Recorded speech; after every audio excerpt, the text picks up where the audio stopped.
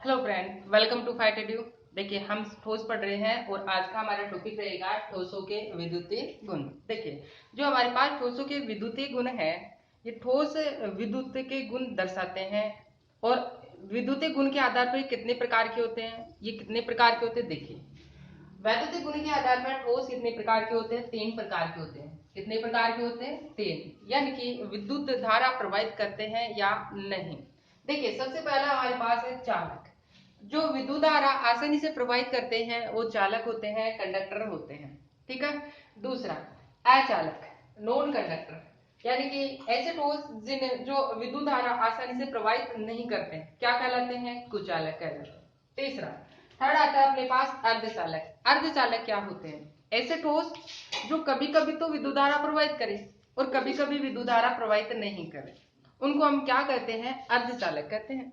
अब बात आती है कि जो हमारे पास ये दोनों टाइप के व्यवहार दर्शाते हैं, एक तो चालक की भांति व्यवहार करेंगे, दूसरे कुचालक की भांति व्यवहार करते हैं। चालक की भांति व्यवहार कब करेंगे, ये तापमान अगर बढ़ा देंगे तो ये चालक की भांति व्यवहार करते हैं। दूसरा, दूसरा क्या होता है कि इनमें अगर अशुद्धियां मिला देंगे तो भी ये चालक की भांति व्यवहार करते हैं। अगर बात आती है कुचालक की भांति कब व्यवहार करेंगे, जब तापमान कम होगा, 0 केल्विन होगा, तो उस समय ये कुचालक की भांति व्यवहार करते हैं, इनमें विद्युत धारा प्रवाहित नहीं होती है। ठीक है। तो चालकता के आधार पर विद्युत गुणों के आधार पर ठोस 3 प्रकार के हो गए, एक तो चालक, अचालक और अर्धचालक। अब अगर हम इनके एग्जाम्पल की बात करें, चालक, चालक का एग्जाम्पल जैसे कॉपर है, एल्यूमिनियम है। जैसे एल्यूमिनियम के तार आते हैं, कॉपर के तार आते हैं, इनमें अच्छी विद्युत धारा प्रवाहित होती है। ठीक है। सोने के तार तो बनाते नहीं, क्यों, क्योंकि वो तो बहुत ज्यादा महंगा होता है, लेकिन उसमें भी विद्युत धारा प्रवाहित होती है।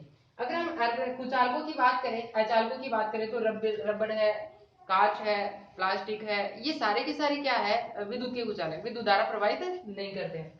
अर्धचालकों की बात करें तो इसके उदाहरण सिलिकॉन और जर्मेनियम के क्रिस्टल आएंगे, सिलिकॉन और जर्मेनियम के क्रिस्टल। अब बात आती है इनमें चालकता परास कितनी होती है। देखिए, हमारे पास जो चालकता परास है, आपको यही ध्यान में रखना है, एग्जाम के अंदर केवल यही पूछा जाता है, चालकता परास। देखिए, अगर हम बात करें कि चालकों की चालकता परास 10 की पावर 4 से लेकर के 10 की power -7 ohm inverse meter inverse, यानी कि विद्युतीय गुण को किस में मापते हैं, ओम इनवर्स और मीटर इनवर्स के अंदर मापते हैं। और चालकों की चालकता परास कितनी होती है, 10 की पावर 4 से लेकर के 10 की power -7 ohm inverse meter inverse होती है। अगर हम बात करें अचालकों की, तो अचालकों के अंदर जो चालकता परास होती है, तो देखिए कितनी होती है इसके अंदर, 10 की पावर -20 से लेकर के 10 की power -10 ohm inverse meter inverse. ठीक है। क्या ये कुचालक है, यस कुचालक है। अचालक, अचालकों को हम कुचालक भी कहते हैं। देखिए, यहाँ घातांक कितना है, नेगेटिव में, यहाँ पे भी क्या है, नेगेटिव में। इसका मतलब जितना ज्यादा नेगेटिव होगा, जितना ज्यादा नेगेटिव होगा चालकता परास का मान, उतना ही वो कुचालक होगा। क्लियर है। और जितना ही ज्यादा पॉजिटिव होगा वह उतना ही चालक होगा। तो देखिए, इसमें हमारे पास क्या है, पॉजिटिव की तरफ, तो ये क्या होगा, ये क्या होगा, चालक होगा। अगर हम बात करें अर्धचालकों की, अर्धचालकों की कितनी है, 10 की पावर -6 से लेकर के 10 की power 4 ohm inverse meter inverse. तो देखिए, यहाँ पे भी अपने पास क्या है, नेगेटिव की तरफ है, यहाँ पे बहुत ज्यादा नेगेटिव है, लेकिन इसकी इतनी ज्यादा नेगेटिव नहीं है। तो ये क्या है, कभी तो विद्युत धारा प्रवाहित करता है, कभी नहीं करता, वो कंडीशन पे डिपेंड है। इसकी कितनी कंडीशन है, 2 कंडीशन है। एक तो क्या अपने पास चालक की बात व्यवहार करें, दूसरा कुचालक है। कुचालक का जब परम शून्यता, ताप 0 केल्विन हो, और चालक की बातें या तो ताप बढ़ा देंगे तो चालक की बात व्यवहार करेंगे, और दूसरा अशुद्धि मिला करके। ताप बढ़ाएंगे तो क्या होगा, ताप बढ़ाएंगे तो क्या होगा कि उसमें इलेक्ट्रॉन होंगे ना, उनकी गतिज ऊर्जा बढ़ेगी। जब गतिज ऊर्जा बढ़ेगी तो आपको पता है कि इलेक्ट्रॉन गति करेंगे, और इलेक्ट्रॉन गति करेंगे तो विद्युत धारा प्रवाहित होगी। समझ में आ गया होगा। ठीक है। अब अशुद्धि मिला करके भी हम आगे देखेंगे कि अशुद्धि कैसे मिलाते हैं और किस प्रकार से वो विद्युत धारा प्रवाहित करते हैं।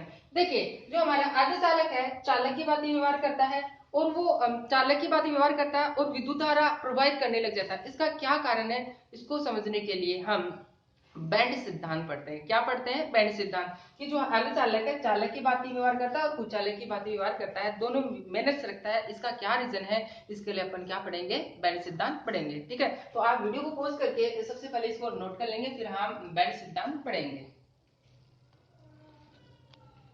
हाँ, अब हम देखेंगे जो अर्धचालक होते हैं सिलिकॉन और जर्मेनियम के क्रिस्टल कभी कभी तो चालक की भांति व्यवहार करते हैं और कभी कभी कुचालक की भांति व्यवहार करते हैं। इसके लिए हम क्या पढ़ेंगे, बैंड सिद्धांत। तो आप हेडिंग डाल लीजिए क्या, बैंड सिद्धांत, बैंड सिद्धांत, बैंड थ्योरी।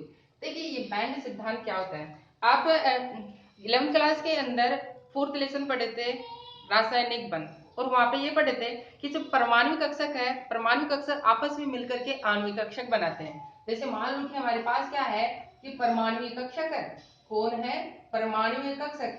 ये परमाणु कक्षक है, तो बहुत सारे परमाणु कक्षक आपस में मिलकर के क्या बनाते हैं, क्या बनाएंगे, आणविक कक्षक बनाते हैं। इस तरीके से क्या बनाएंगे, आणविक कक्षक बनाते हैं। परमाणु कक्षक आपस में मिलकर क्या बनाते हैं, आणविक कक्षक। ये हमारे पास क्या है, आणविक कक्षक है।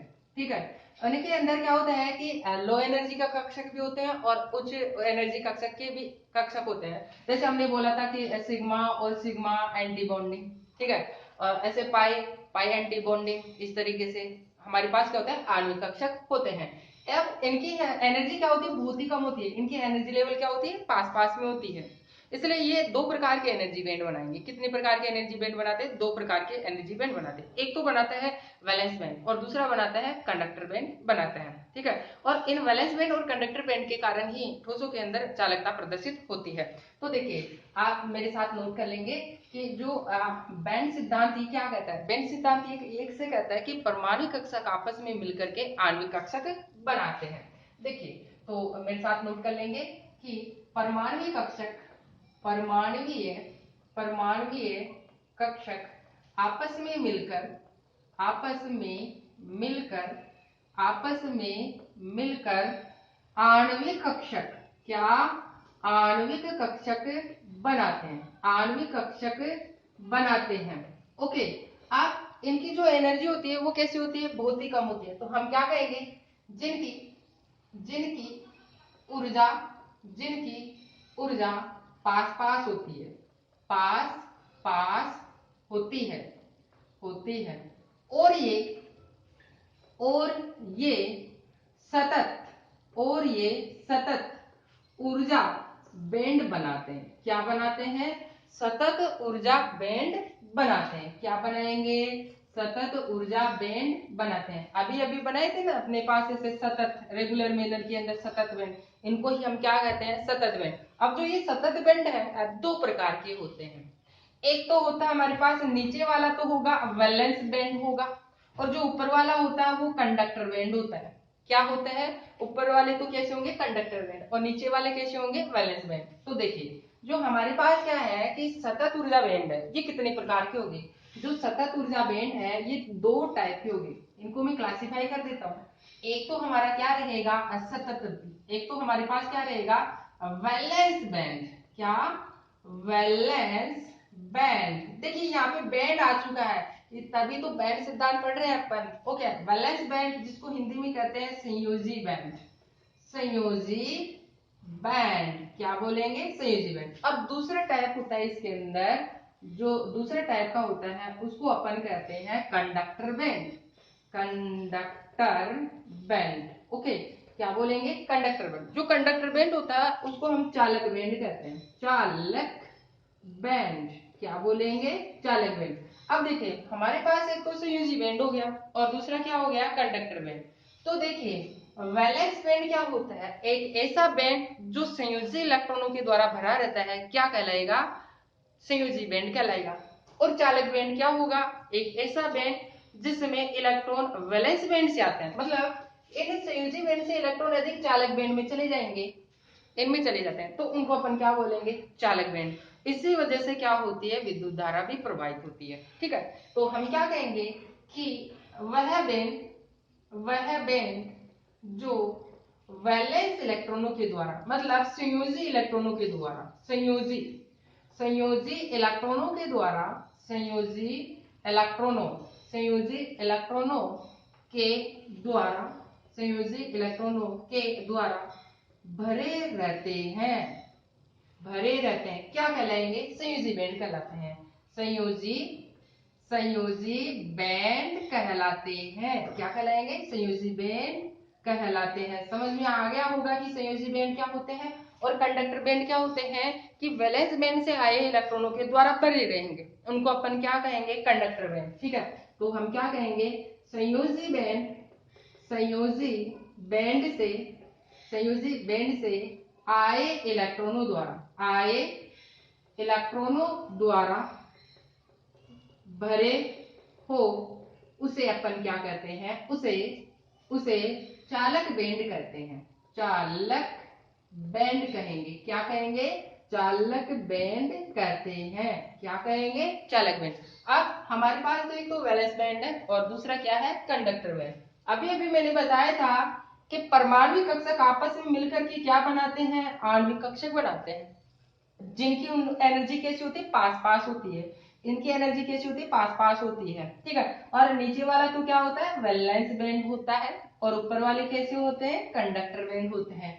मैं जो वैलेंस बैंड है उसको शॉर्ट में क्या बोलूंगा, वैलेंस बैंड, और जो कंडक्टर बैंड है इसको शॉर्ट में क्या बोलेंगे, सीबी बोलेंगे।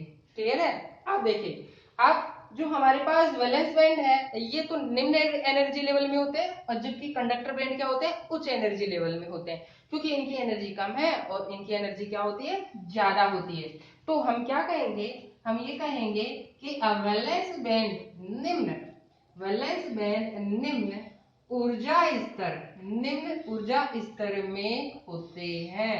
ओके, अब इसके लिए क्या कहेंगे, हम ये कहेंगे कि कंडक्टर बैंड उच्च ऊर्जा, उच्च ऊर्जा स्तर में होते हैं। कहाँ पे होंगे, उच्च ऊर्जा स्तर के अंदर होंगे। ठीक है, अब हम बात कर लेते हैं कि जो वैलेंस बैंड होता है ना, वो संयोजी इलेक्ट्रॉन के द्वारा भरा रहेगा। जब संयोजी इलेक्ट्रॉन के द्वारा भरा रहेगा तो वो कंप्लीट भरा रहेगा, लेकिन जो कंडक्टर बैंड होगा वो क्या होगा, खाली रहेगा। तभी तो वैलेंस बैंड के इलेक्ट्रॉन, वैलेंस बैंड के इलेक्ट्रॉन कंडक्टर बैंड में जाएंगे और विद्युत धारा प्रवाहित होगी। तो हम क्या कहेंगे कि वैलेंस बैंड पूरे भरे होते हैं, पूरे भरे होते हैं, और किससे भरे रहेंगे, इलेक्ट्रॉन द्वारा। किसके द्वारा भरे रहेंगे, इलेक्ट्रॉन के द्वारा। ठीक है, और इसके लिए क्या कहेंगे, कंडक्टर बैंड रिक्त रहते हैं, रिक्त रहते हैं। कैसे रहेंगे, रिक्त रहेंगे। अब मैं बार बार इसे कह रहा हूं कि अपने पास क्या है कि सतत ऊर्जा बैंड है, मतलब है कि नीचे वाले तो क्या होंगे, कंडक्टर बैंड,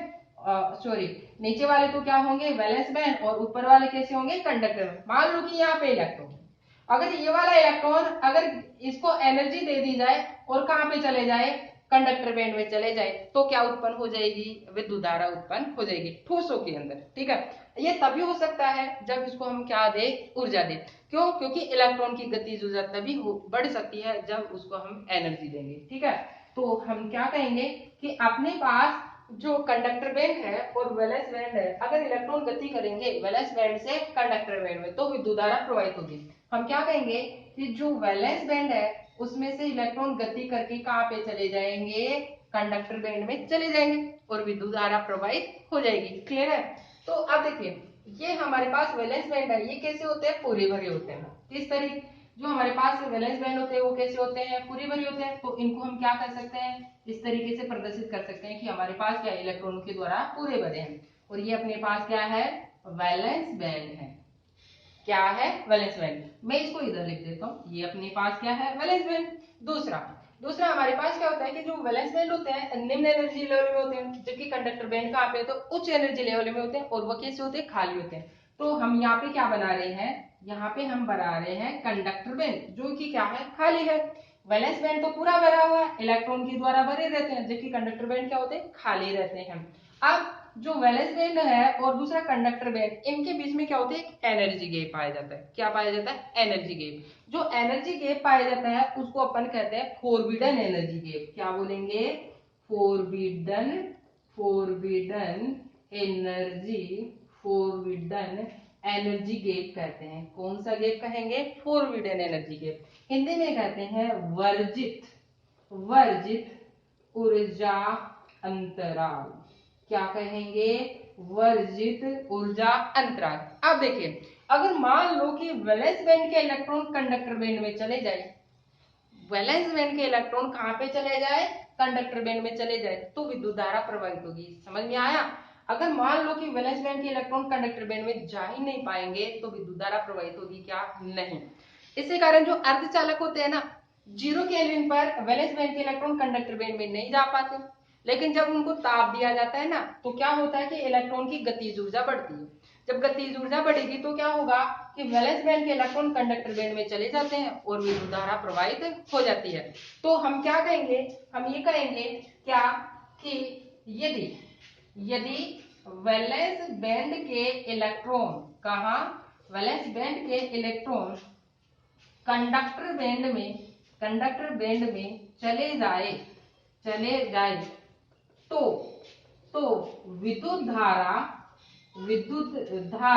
प्रवाहित होती है, विद्युत धारा प्रवाहित होती है। क्लियर है? क्या उत्पन्न हो जाएगी, ठोसों के अंदर विद्युत धारा उत्पन्न हो जाएगी। ठीक है, तो आप वीडियो को पॉज कर लीजिए और इसको क्या कर लेंगे, नोट कर लेंगे। अब हम इसके बाद में हम पढ़ेंगे कि वैलेंस बैंड के कहाँ पे कंडक्टर बैंड में जाएंगे नहीं जाएंगे, इसके आधार पर ठोस कितने प्रकार के होते हैं। बैंड सिद्धांत के आधार पर हम ठोसों का वर्गीकरण पढ़ेंगे। ठीक है, तो नोट कर लीजिए, वीडियो पॉज करके नोट कर लेंगे। हाँ देखिए, अब हम बैंड सिद्धांत के आधार पर ठोस पदार्थों का वर्गीकरण देखेंगे। क्या बैंड सिद्धांत के आधार पर, बैंड सिद्धांत, कौन से सिद्धांत, बैंड सिद्धांत के आधार पर, बैंड सिद्धांत के आधार पर ठोसों का वर्गीकरण, ठोसों का वर्गीकरण, किसका वर्गीकरण देखने वाले हैं, ठोसों का वर्गीकरण। देखिए हमारे पास जो बैंड सिद्धांत के आधार पर है, ये ठोस 3 प्रकार के होते हैं, चालक, कुचालक और तीसरा अर्धचालक। देखिए अगर हम बात करें सबसे पहले चालकों की, चालक क्या होते हैं, कंडक्टर होते हैं। क्या होते हैं, कंडक्टर, विद्युत धारा के अच्छे सुचालक होते हैं। इनमें क्या होता है, देखिए चालकों में क्या होता है कि जो वैलेंस बैंड और कंडक्टर बैंड होते हैं ना, उनके जो एनर्जी गैप होता है वो होता ही नहीं है। वो क्या होते हैं, एक दूसरे से मिले रहते हैं। जैसे मान लो कि ये तो अपने पास क्या है, ये अपने पास है वैलेंस बैंड और ये क्या है, कंडक्टर बैंड।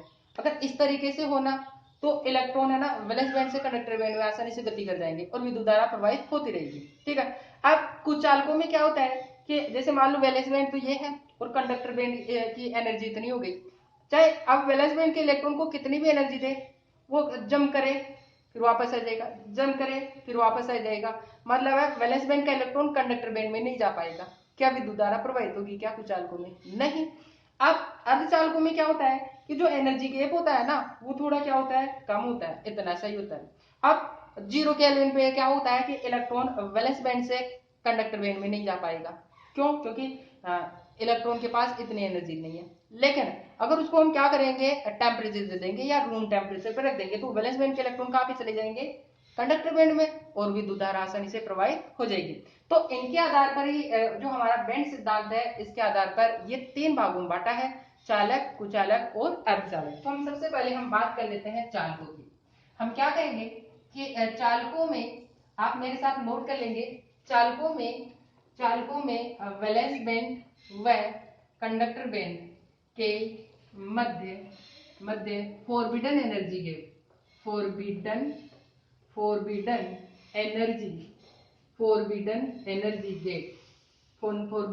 एनर्जी गैप नहीं पाया जाता, ये दोनों नहीं पाया जाता। ये दोनों बैंड एक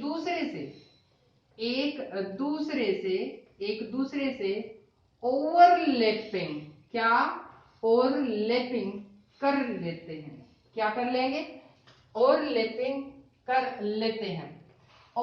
कर लेते हैं। इससे क्या होगा, देखिए ओवरलैपिंग करेंगे, जैसे मान लो कि हमारे पास क्या है कि ये तो हमारे पास क्या है, ये हमारे पास है वैलेंस बैंड।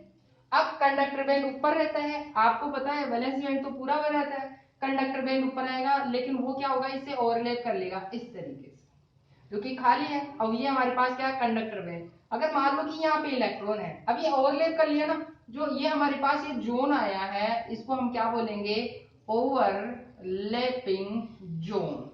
क्या बोलेंगे, ओवरलैपिंग जोन। अब जो वैलेंस बैंड के इलेक्ट्रॉन है ना, ऑटोमेटिक क्या करते रहेंगे, गति करते रहेंगे, कहां पे चले गए, कंडक्टर बैंड में। और हमें ये पता है कि वैलेंस बैंड से इलेक्ट्रॉन यदि कंडक्टर बैंड में चले जाएंगे तो विद्युत धारा प्रवाहित हो जाएगी। ठीक है, तो हम क्या कहेंगे, चालकों में वैलेंस बैंड और कंडक्टर बैंड के मध्य फोरबिडन एनर्जी गैप का मान नहीं पाया जाता। देखिए गैप है क्या, नहीं है। ये दोनों आप बैंड आपस में ओवरलैप कर लेते हैं, जिससे इलेक्ट्रॉन वैलेंस बैंड से कंडक्टर बैंड में आसानी से चले जाते हैं और विद्युत धारा प्रवाहित होती है और आसानी से चले जाते हैं। इसी कारण चालक अच्छे विद्युत के सुचालक होते हैं। विद्युत के, इसको ऐसे लिख सकते हैं अपन कि इसी कारण चालक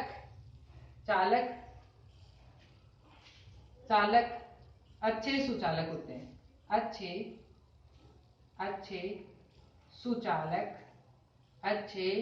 सुचालक होते हैं। ओके, तो बात क्लियर हो गई होगी। देखिए अब हम क्या कहेंगे, दूसरा टाइप क्या होता है, कुचालकों में क्या होता है। देखिए कुचालकों में क्या होता है कि जो वैलेंस बैंड है और कंडक्टर बैंड है, इनकी एनर्जी गैप क्या बहुत ज्यादा है, तो वैलेंस बैंड के इलेक्ट्रॉन कंडक्टर बैंड में नहीं जा पाएंगे। तो हम क्या कहेंगे कि कुचालकों में वैलेंस बैंड व कंडक्टर बैंड के मध्य एनर्जी गैप पाया जाता है। क्या पाया जाता है, एनर्जी गैप पाया जाता है, जिसका मान 3 इलेक्ट्रॉन वोल्ट से अधिक। कितना, 3 इलेक्ट्रॉन वोल्ट। अगर हम एक्यूरेट की बात करें तो 6 इलेक्ट्रॉन वोल्ट होता है इसके अंदर, है ना। 3 इलेक्ट्रॉन वोल्ट से अधिक होता है। कितना होता है, 3 इलेक्ट्रॉन वोल्ट से ज्यादा। अब एनर्जी गैप ज्यादा हो गया तो वैलेंस बैंड के इलेक्ट्रॉन कहां पे नहीं जा पाएंगे, कंडक्टर बैंड में नहीं जा पाते। इस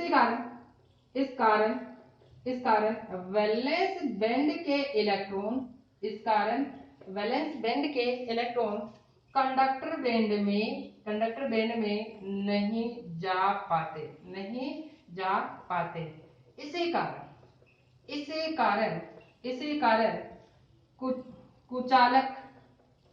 कुचालक विद्युत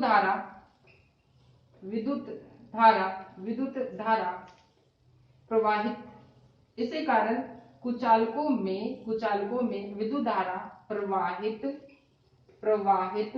नहीं होती। इसी कारण क्या प्रवाहित नहीं होगी, इनमें विद्युत धारा प्रवाहित नहीं होगी। देखिए इसके लिए अगर हम डायग्राम बनाने लगे तो डायग्राम कैसे बनेगा। देखिए ये तो हमारे पास क्या है, वैलेंस बैंड है। आपको पता है वैलेंस बैंड पूरा भरा रहता है, किसके द्वारा भरा रहेगा, इलेक्ट्रॉनों के द्वारा भरा रहेगा, ठीक है। और हमारे पास रहेगा कंडक्टर बैंड। अब यहाँ पे जो एनर्जी गैप है इन दोनों बैंड के बीच में, वो उसको हम क्या बोलेंगे, फोरबिडन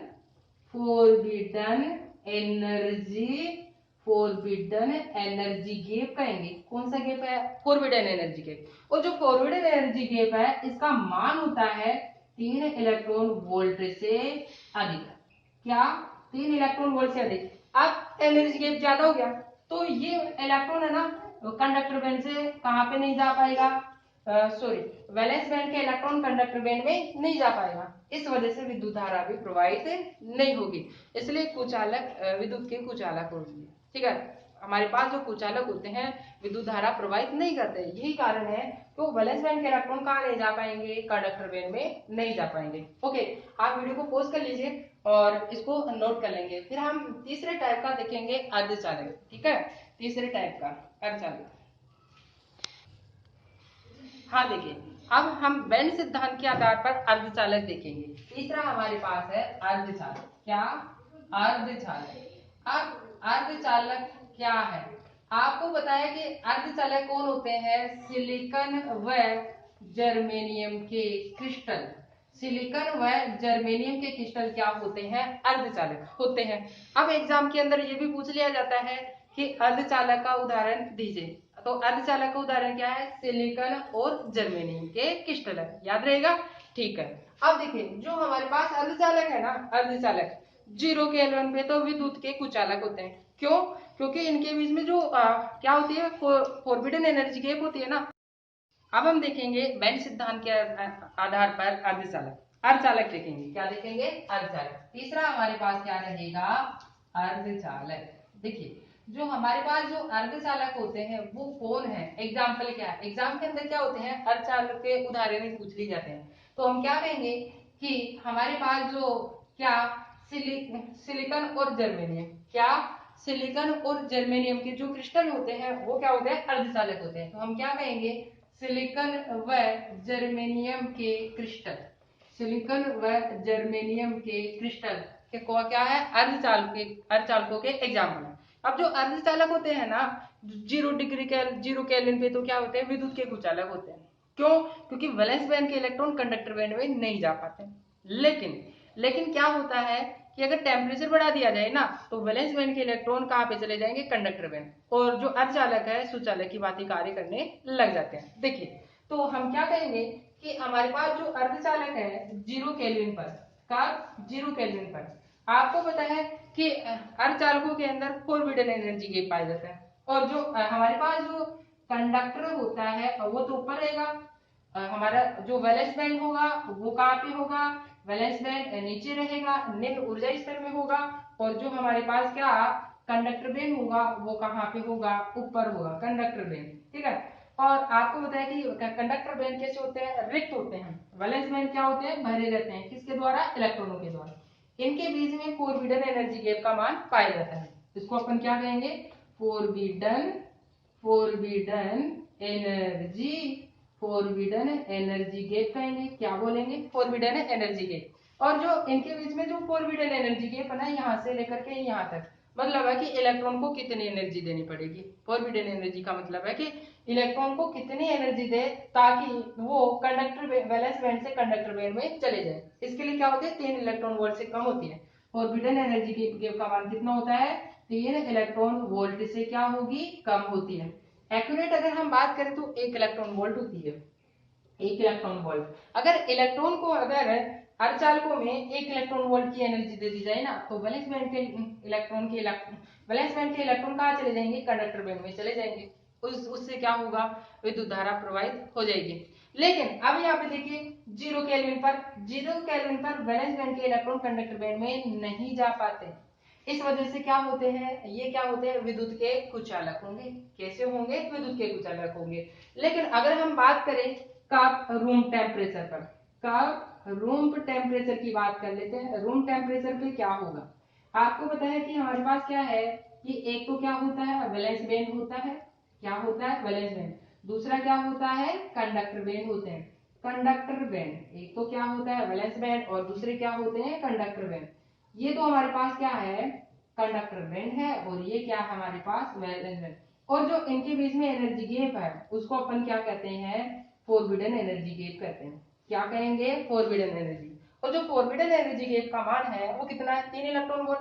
अब रूम टेम्परेचर की बात कर रहे हैं। रूम टेम्परेचर पे वैलेंस बैंड के इलेक्ट्रॉन रहेंगे ना, वो एनर्जी पाएंगे। रूम टेम्परेचर पर तापमान ज्यादा रहेगा, बढ़ गया टेम्परेचर, तो इलेक्ट्रॉनों को क्या मिलेगी?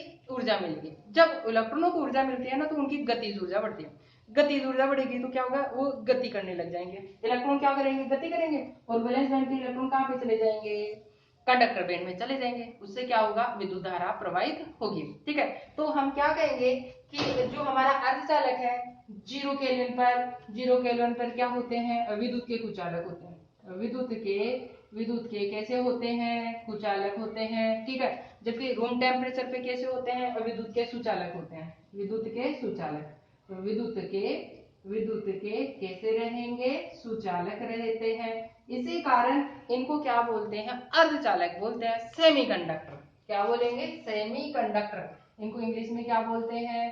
सेमीकंडक्टर। क्या बोलेंगे? सेमीकंडक्टर मतलब अर्धचालक। 0 केल्विन पे तो क्या? 0 केल्विन पे विद्युत के कुचालक, क्योंकि वैलेंस बैंड के इलेक्ट्रॉन कंडक्टर बैंड में नहीं जा पाएंगे, क्योंकि इनके पास इतनी एनर्जी नहीं है ताकि जो इलेक्ट्रॉन वैलेंस बैंड से कंडक्टर बैंड में जा पाए। लेकिन अब इनको तापमान बढ़ा दिया जाए, रूम टेम्परेचर पर रख दिया जाए, तो क्या होगा? वैलेंस बैंड के इलेक्ट्रॉन कहाँ चले जाएंगे? कंडक्टर बैंड में चले जाएंगे और विद्युत धारा प्रवाहित हो जाएगी। देखिए, तो हम क्या कहेंगे? हम ये कहेंगे कि अर्धचालकों में अर्धचालकों में आप मेरे साथ नोट कर लेंगे। देखिए, अर्धचालकों में वैलेंस बैंड व कंडक्टर बैंड के मध्य ऊर्जा मतलब फोरबिडन एनर्जी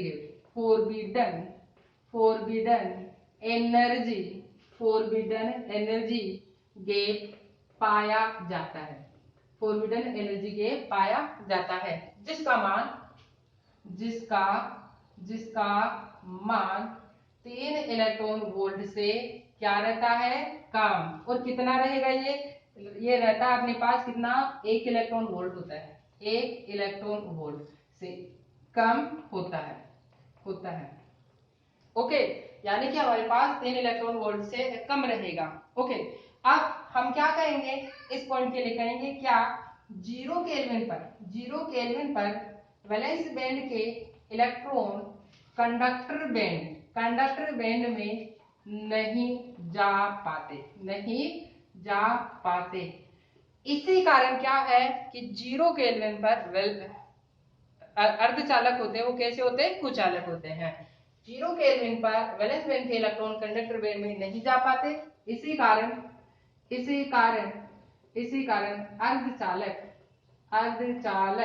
अर्धचालक 0 केल्विन पर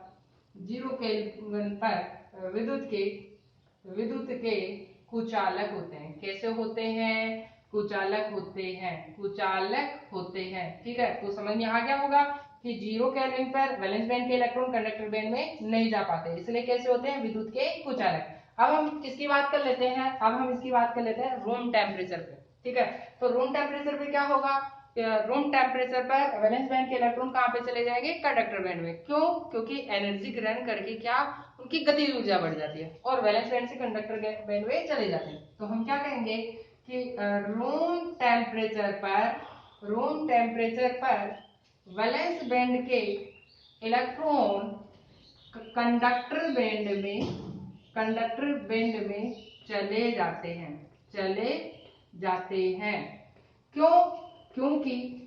क्योंकि रूम टेम्परेचर पर इलेक्ट्रॉनों की गतिज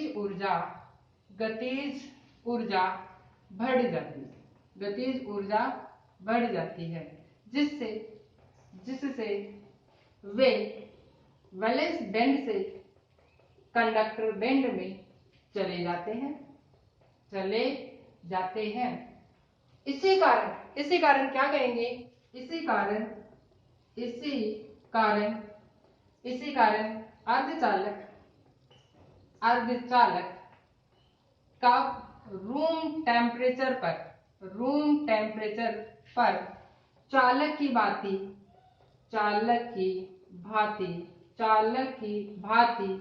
व्यवहार दर्शाते हैं। क्या व्यवहार दर्शाते हैं। क्लियर हो गया होगा। ठीक है, तो हमने बैंड सिद्धांत के अनुसार चालक, अचालक और अर्धचालकों को समझा है। ठीक है, जो अर्धचालक है 0 केल्विन पे तो क्या होता है, विद्युत के कुचालक होता है, और जो हमारे पास अर्धचालक होता है वो रूम टेम्परेचर विद्युत के सुचालक होते हैं। गतिज ऊर्जा बढ़ जाएगी, इलेक्ट्रॉन है ना, एनर्जी से। ये क्या है, रेडिएशन मिलते हैं, वो ऊर्जा मिलती है रेडिएशन के रूप में। तो इलेक्ट्रॉन को क्या मिलेगी, रूम टेम्परेचर पर रखेंगे तो उनको क्या मिलेगी, रेडिएशन के रूप में एनर्जी मिलेगी, और इलेक्ट्रॉन क्या होगा, एनर्जी गेन करके कहाँ पे चला जाएगा, कंडक्टर बैंड में चला जाता और विद्युत धारा प्रवाहित हो जाती है। ठीक है, तो वीडियो को पॉज कर लीजिए और इसको आप क्या कर लेंगे, नोट कर लेंगे। ठीक है, नोट कर लीजिए। हाँ, देखिए हमने बैंड सिद्धांत के आधार पर ठोसों का वर्गीकरण देखा, चालक, दूसरा अचालक, कुचालक और तीसरा क्या, अर्धचालक। ठीक है, अब जो हमारे पास अर्धचालक होते हैं, अर्धचालक 2 प्रकार के होते हैं। अब हम क्या पढ़ेंगे, अर्धचालकों के प्रकार। देखिए हेडिंग डाल लीजिए, क्या, अर्धचालक के प्रकार। अर्धचालक के प्रकार क्या, अर्धचालक के प्रकार। देखिए जो अर्धचालक का टॉपिक है वो इम्पोर्टेंट है, एग्जाम के अंदर यही पूछा जाता है। इससे पहले हम जो पढ़े हैं वो एग्जाम के अंदर नहीं पूछा जाएगा आपको, केवल चालकता परास पूछी जा सकती है। चालकों की चालकता परास कितनी होती है, कुचालकों की चालकता परास कितनी होती है और अर्धचालकों की चालकता परास कितनी होती है। ठीक है, क्लियर हो गया होगा। अब यहाँ से जो अर्धचालक के प्रकार है वहां से क्वेश्चन आते हैं। ठीक है, तो यहाँ पे अपन दो प्रकार के टाइप पढ़ेंगे, यहाँ पे एन प्रकार के अर्धचालक और पी प्रकार के अर्धचालक। ये टॉपिक है, ये हेडिंग है, ये क्या है फिजिक्स में भी आएगी, आप वहां फिजिक्स के अंदर भी पढ़ेंगे। और 7वां लेसन है और उस लेसन का नाम है अर्धचालक भौतिकी। वो आपके 7 नंबर का है। कितना वेटेज रखता है वहां पे, 7 नंबर का वेटेज रखता है। ठीक है, लेकिन यहाँ पे तो अगर एग्जाम में आता है तो केवल 1 नंबर का क्वेश्चन पूछा जाता है। ठीक है, तो हम देखते हैं अर्धचालक के प्रकार। देखिए अर्धचालक जो होते हैं वो 2 प्रकार के होते हैं। कितने प्रकार के होते हैं, 2 प्रकार के होते हैं। एक तो होता है नेज अर्धचालक, नेज अर्धचालक कौन सा होगा, नेज अर्धचालक। और जो दूसरा होता है हमारे पास, दूसरा अर्धचालक होता है वो अशुद्ध अर्धचालक होता है। नेज का मतलब क्या होता है, नेज का मतलब होता है शुद्ध, तो शुद्ध है तो दूसरा कैसा होगा, अशुद्ध अर्धचालक, अशुद्ध अर्धचालक, अशुद्ध अर्धचालक। दोनों का मतलब समझ में आ गया होगा। नेज का मतलब शुद्ध अर्धचालक। जैसे मान लो कि सिलिकॉन का अगर क्रिस्टल है, सिलिकॉन का अर्धचालक है तो सिलिकॉन के ही परमाणु होंगे, तो सिलिकॉन का परमाणु से बना है अर्धचालक तो नेज अर्धचालक होगा। अगर जर्मेनियम से मिलकर बना है तो वो क्या होगा, उस अर्धचालक कैसा होगा, नेज अर्धचालक होगा। क्लियर है, तो हम क्या कहेंगे, जो नेज अर्धचालक है, नेज अर्धचालकों को क्या कहा जाता है, शुद्ध अर्धचालक भी कहा जाता है।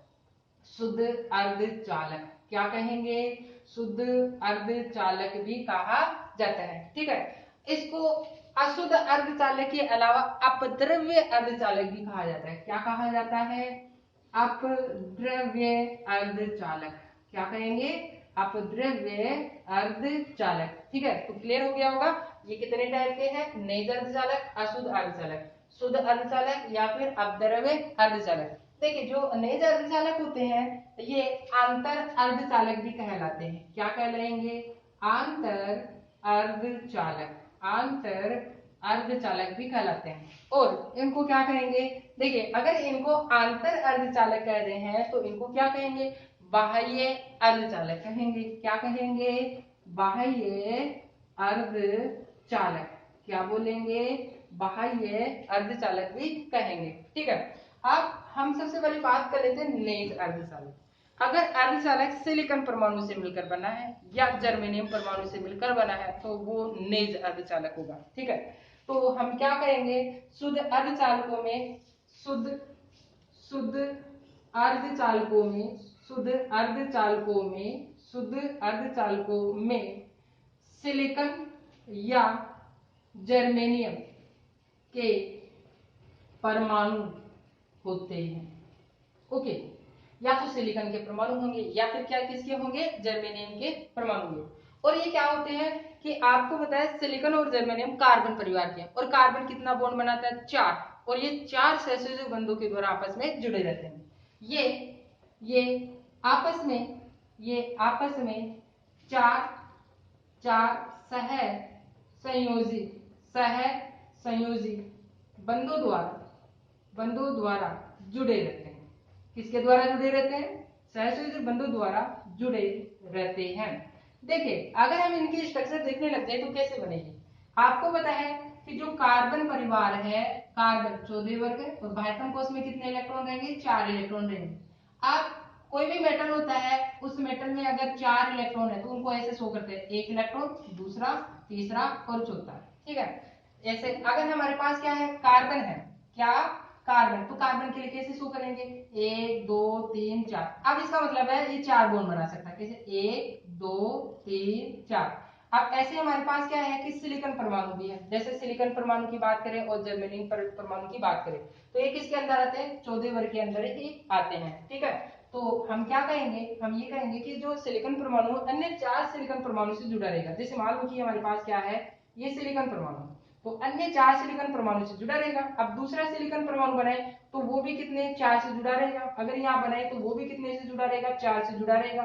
यहाँ बना है तो वो भी कितने से जुड़ा रहेगा, 4 से जुड़ा रहेगा इस तरीके से। यहाँ बना है तो वो भी कितने से जुड़ा रहेगा, 4 से जुड़ा रहेगा। ओके, यहाँ बनाते हैं तो वो भी कितने से जुड़ा रहेगा, इस तरह 4 से। यहाँ पे अगर सिलिकॉन परमाणु आएगा, यहाँ पे भी आएगा तो वो भी कितने से जुड़ा रहेगा, 4 से जुड़ा रहता है। ठीक है, तो हमारे पास जो ये अर्धचालक बना है वो क्या है, शुद्ध अर्धचालक है। यहाँ बना है तो हमारे पास क्या बनेंगे, यहाँ पे भी आ सकता है, यहाँ पे भी आ सकता है और यहाँ पे भी आ सकता है, इस तरीके से एक दूसरे से क्या है, एक दूसरे से सहसंयोजक बंधों के द्वारा जुड़े रह सकते हैं। जो हमारे पास ये स्ट्रक्चर बनी है वो क्या है, शुद्ध नेज अर्धचालक है। ये स्ट्रक्चर किसकी है, नेज अर्धचालक की है।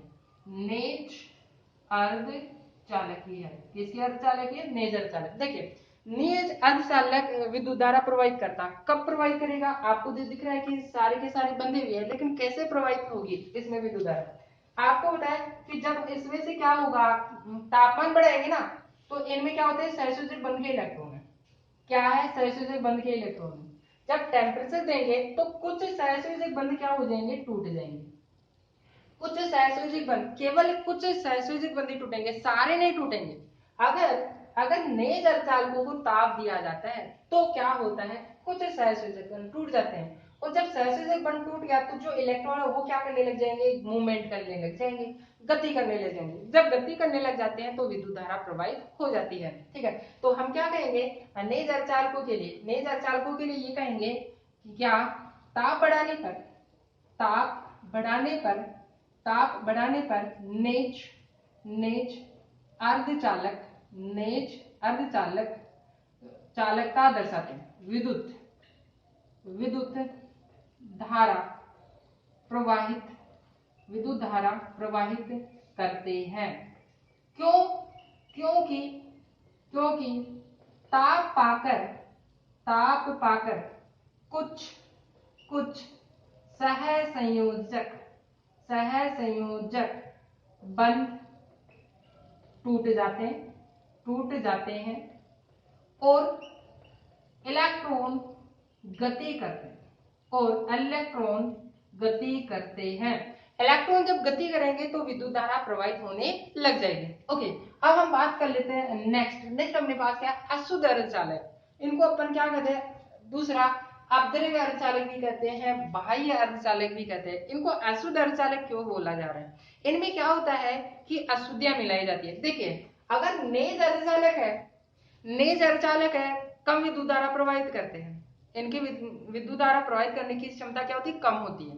अगर इन्हीं के अंदर अगर अशुद्धियां मिला देंगे ना तो इनकी चालकता क्या हो जाती है, बढ़ जाती है। हम इनके के अंदर क्या करेंगे, अशुद्धि मिलाएंगे।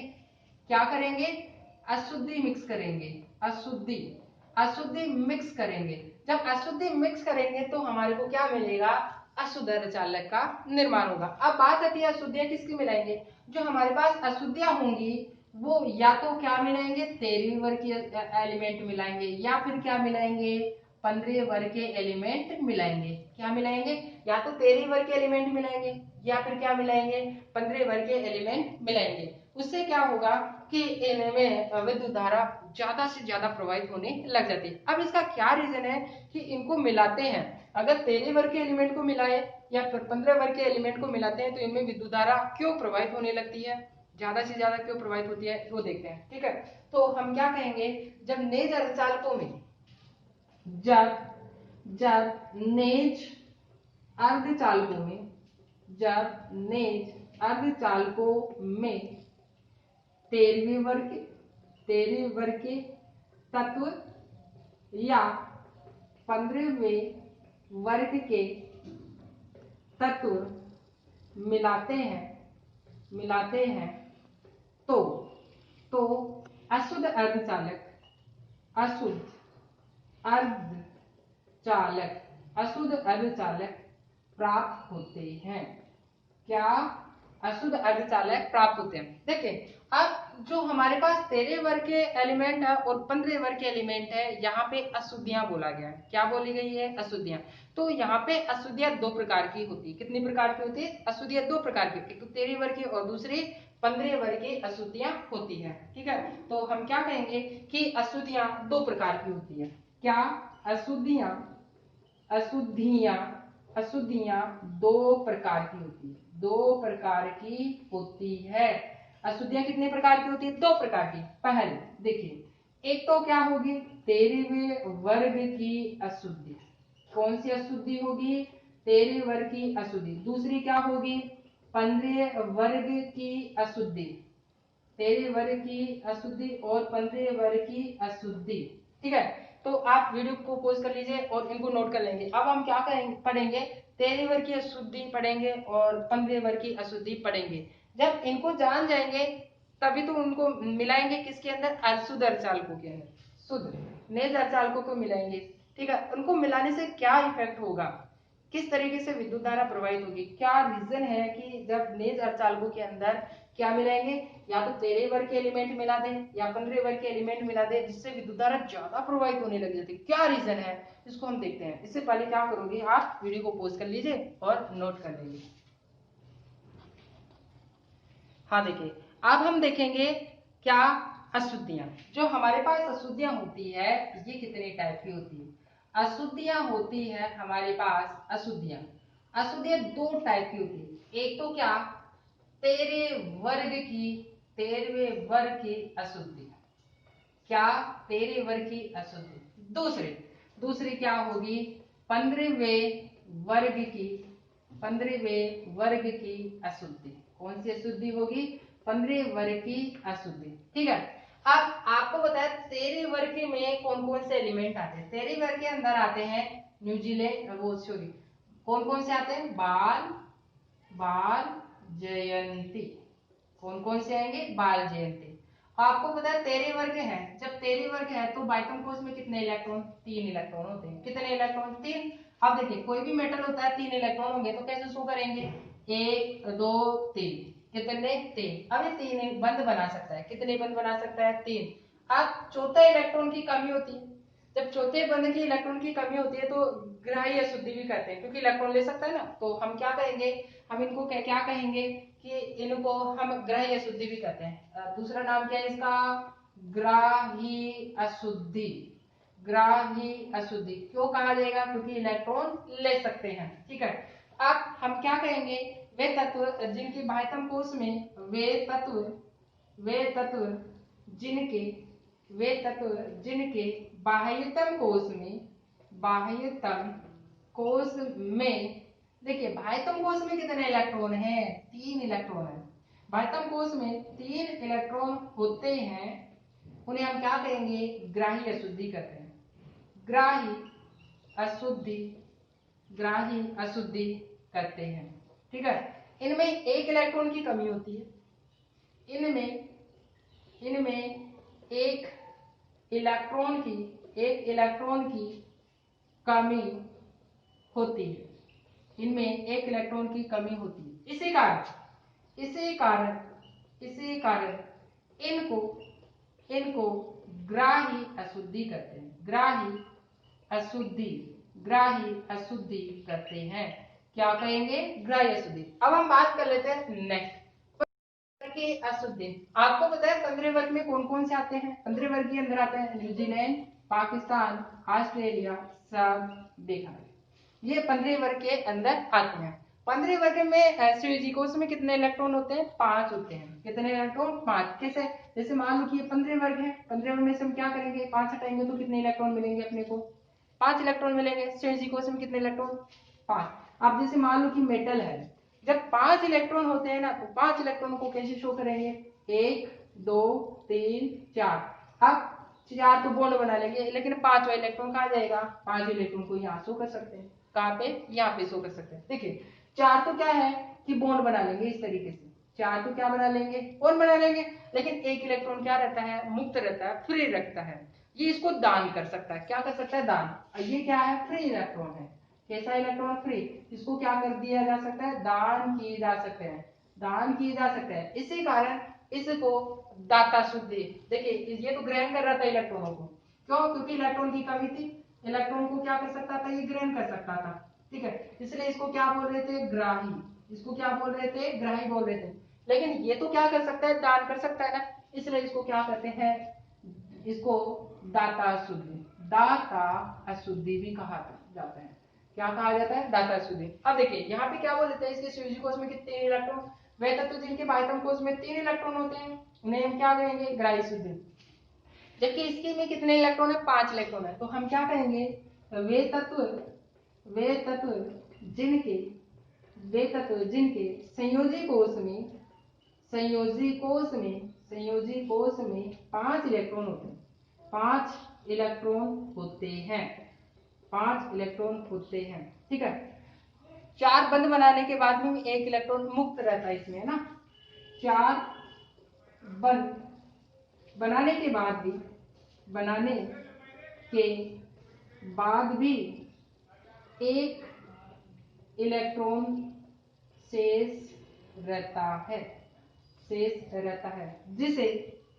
जिसे दान किया जा सकता है। क्या किया जा सकता है, दान किया जा सकता है। इसी कारण जो हमारे पास 15 वर्ग की अशुद्धि है उसको हम क्या करेंगे, इसी कारण 15 वर्ग की जो अशुद्धि है उसे हम दाता अशुद्धि कहते हैं। दाता अशुद्धि क्या कहेंगे, दाता अशुद्धि भी कहते हैं। क्या कहेंगे, दाता अशुद्धि भी कहते हैं। देखिए इनको हम किसके अंदर मिलाएंगे, इनको हम सिलिकॉन और जर्मेनियम के क्रिस्टल में मिलाते हैं। आपको पता है कि सिलिकॉन जर्मेनियम कौन से वर्ग के हैं, 14वें वर्ग के एलिमेंट है, ठीक है। या तो हम 13 वर्ग के एलिमेंट मिलाएंगे सिलिकॉन जर्मेनियम के क्रिस्टल में, या फिर क्या मिलाएंगे, 15 वर्ग के एलिमेंट मिलाएंगे सिलिकॉन के क्रिस्टल में या फिर जर्मेनियम के क्रिस्टल में। आप 13 वर्ग के एलिमेंट मिलाएंगे या फिर 15 वर्ग के एलिमेंट मिलाएंगे अर्धचालकों में, तो इसके आधार पर अर्धचालकों को 2 भागों में बांटा गया है। एक तो पी टाइप के अर्धचालक और दूसरा एन टाइप के अर्धचालक, ठीक है। अगर मान लो कि 15 वर्ग के अशुद्धि डाले इसके अंदर, अगर 15 वर्ग के एलिमेंट 14 वर्ग के सिलिकॉन जर्मेनियम के क्रिस्टल में डाले तो यहाँ पे बनता है एन टाइप। कौन सा, एन टाइप अर्धचालक बनेगा। कौन सा बनेगा, एन टाइप अर्धचालक बनेगा। ओके, अगर मान लो कि सिलिकॉन के क्रिस्टल में या फिर जर्मेनियम के क्रिस्टल के अंदर 13 वर्ग की अशुद्धि मिलाए ना, तो कौन से प्रकार का अर्धचालक बनेगा हमारे पास, पी टाइप। कौन सा, पी टाइप अर्धचालक। पी टाइप अर्धचालक का निर्माण होगा। कौन से, पी टाइप अर्धचालक, पी टाइप अर्धचालक। और एग्जाम के अंदर बहुत पूछा जाता है क्या कि अगर यदि सिलिकॉन के क्रिस्टल में ऐसे पूछ लिया जाए कि 15 वर्ग के तत्व मिला दिया जाए तो किस प्रकार का अर्धचालक बनेगा, आंसर क्या होगा, एन टाइप अर्धचालक। क्लियर है। दूसरा देखो, यदि जर्मेनियम अर्धचालक में, जर्मेनियम नेज अर्धचालक के अंदर इंडियम की अशुद्धि या फिर 13 वर्ग की अशुद्धि मिला देते हैं तो किस प्रकार का अर्धचालक मिलेगा अपने को, पी टाइप अर्धचालक मिलता है। एक तरीका और पूछता है कि कैसे, जैसे सिलिकॉन नेज अर्धचालक के अंदर, किसके अंदर, सिलिकॉन नेज अर्धचालक के अंदर आर्सेनिक की अशुद्धि मिला दे, किसकी, आर्सेनिक की अशुद्धि मिला देते हैं तो किस प्रकार का अर्धचालक प्राप्त होता है, आंसर क्या रहेगा, एन टाइप अर्धचालक। दूसरा टाइप ऐसे भी पूछ सकता है कि सिलिकॉन अर्धचालक में इंडियम की अशुद्धि मिला दे तो किस प्रकार का अर्धचालक मिलेगा, आंसर क्या रहेगा, पी टाइप अर्धचालक। क्लियर हो गया होगा। बहुत ज्यादा इंपॉर्टेंट है, पूछता है 1 नंबर में क्या, कि फिर से रिपीट कर रहा हूं मैं कि अपने पास सिलिकॉन या जर्मेनियम के शुद्ध अर्धचालक होंगे, इनमें से किसी को भी एक लेकर के क्या कह देगा कि जैसे मान लो कि जर्मेनियम नेज अर्धचालक में यदि इनमें से किसी को भी नाम बोल देगा कि इसमें अशुद्धि मिलाए तो किस प्रकार का अर्धचालक बनेगा, किस प्रकार का बनेगा, पी टाइप अर्धचालक बनेगा। और यदि सिलिकॉन या जर्मेनियम नेज अर्धचालक के अंदर यदि आर्सेनिक की अशुद्धि मिला दे तो किस टाइप का अर्धचालक बनेगा, एन टाइप का अर्धचालक बनेगा। इनको हम नेक्स्ट लेक्चर के अंदर देखेंगे, क्यों, क्योंकि बहुत ज्यादा इंपॉर्टेंट है, ठीक है। पी टाइप अर्धचालक और एन टाइप का अर्धचालक बहुत ज्यादा इंपॉर्टेंट है, हम इनको अलग वीडियो के अंदर देखेंगे बहुत अच्छी तरीके से, ठीक है। तो तब तक के लिए आप इसको अच्छे से तैयार कर लेंगे, किसको, दाता अशुद्धि और ग्राही अशुद्धियां, ठीक है। 13 वर्ग की अशुद्धि को हम क्या कहते हैं, ग्राही अशुद्धि, क्योंकि इलेक्ट्रॉन लेते हैं, एक इलेक्ट्रॉन की कमी होती है, ठीक है, एक इलेक्ट्रॉन की। जबकि 15 वर्ग की अशुद्धि को क्या बोलते हैं, दाता अशुद्धि। 4 तो क्या बना लेंगे, बॉन्ड बना लेंगे, लेकिन फिर भी 5 इलेक्ट्रॉन क्या रहता है फ्री, जिसको दान किया जा सकता है, इस वजह से इसको क्या बोलते हैं, दाता अशुद्धि कहते हैं, ठीक है। तो आप वीडियो को पॉज कर लीजिए और इसको क्या कर लेंगे, नोट कर लेंगे। देखिए अब हम नेक्स्ट क्लास के अंदर क्या पढ़ेंगे कि जो हमारे पास सिलिकॉन और जर्मेनियम के नए अर्धचालक है, इनके अंदर अगर 13 वर्ग की अशुद्धि मिलाएंगे तो पी टाइप का अर्धचालक मिलेगा। दूसरा, अगर मान लो कि 15 वर्ग की अशुद्धि मिलाएंगे तो एन टाइप का अर्धचालक मिलेगा। वो विद्युत धारा कैसे प्रोवाइड करते हैं, और अगर मिलाएंगे तो क्या इफेक्ट होगा, किस तरीके से उनकी संरचना होती है, उन चीजों को हम पढ़ेंगे। ठीक है, तो आज की क्लास के लिए इतना ही काफी है। नेक्स्ट क्लास के अंदर हम फिर से मिलते हैं। ओके, थैंक यू, धन्यवाद, नमस्कार।